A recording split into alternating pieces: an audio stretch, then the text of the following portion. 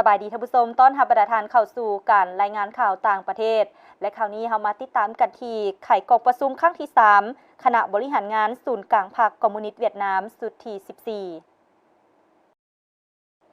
กองประชุมครั้งที่3คณะบริหารงานศูนย์กลางพรรคคอมมิวนิสต์เวียดนามสุดที่14ได้ไขขึ้นในตอนเช้าวันที่20กรกฎาคม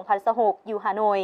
ท่านโตเริ่มเลขาธิการใหญ่คณะบริหารงานศูนย์กลางพรรคคอมมิวนิสต์เวียดนามประธานประเทศเวียดนามเป็นประธานกล่าวคำเห็นที่กองประชุมครั้งนี้คณะบริหารงานศูนย์กลางพรรคจะพิจารณาตกลงบรรดาปัญหาสำคัญในการผันขยายมติกองประชุมใหญ่ครั้งที่14ของพรรคเนื้อในเกี่ยวกับการก่อสร้างพรรคระบบการเมืองและการพัฒนาประเทศชาติในระยะใหม่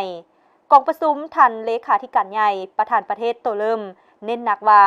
กองประชุมใหญ่ครั้งที่14นี้จะกำหนดทิศทางเป้าหมายและบรรดาการกำหนดทิศยุทธศาสตร์ใหม่บรรดานโยบายชี้ขาดของศูนย์กลางได้ทำห้องเอาต้องสร้าง4-9หันเปลี่ยนยุทธศาสตร์ยกสูงกำลังชี้นำกำอำนาจและคุณภาพการเคลื่อนไหวของพรรคและกงจักรรัฐคุ้มครองเป็นเอกภาพเขตพัฒนาเสริมขยายแหล่งกำลังแห่งชาติอย่างมีประสิทธิผลกำหนดรูปแบบพัฒนาโดยอิงใส่สมรรถภาพภูมิปัญญาเทคโนโลยีและมนุษย์เป็นเจ้าการในการป้องกันสกัดกั้นยกสูงความต้านทานความสามารถรับมือและปกปักรักษาประเทศชาติไว้อย่างมั่นคง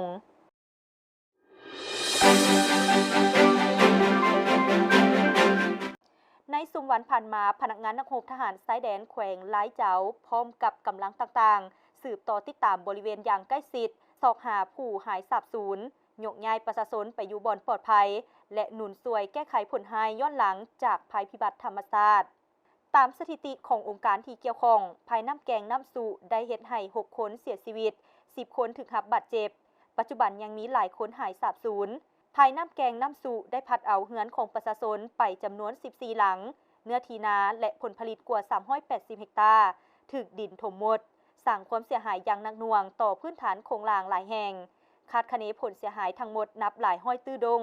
อยู่บอนเกิดเหตุบรรดากำลังได้แบ่งเป็นแต่ละหน่วยเพื่อรับผิดชอบแต่ละเขตหน่วยนำไส้มาดมกินกวดกาคืนบอนใดที่สงสัยว่ามีคนถูกดินถมบรรดาภาคส่วนที่ยังเหลือแม่นเปิดทางขนส่งอุปกรณ์และหนุนช่วยการกวดกาขุดดินอยู่บอนที่สงสัยย้อนฝนยังสืบต่อตกอย่างต่อเนื่องเฮ็ดให้ดินอ่อนความเสี่ยงดินเจือนยังสูงพนักงานนักรบทั้งซอกหาทั้งติดตามการผันแปรของภูมิสันฐานเพื่อแก้ไขอย่างทันการเมื่อมีสัญญาณที่บ่ปลอดภัย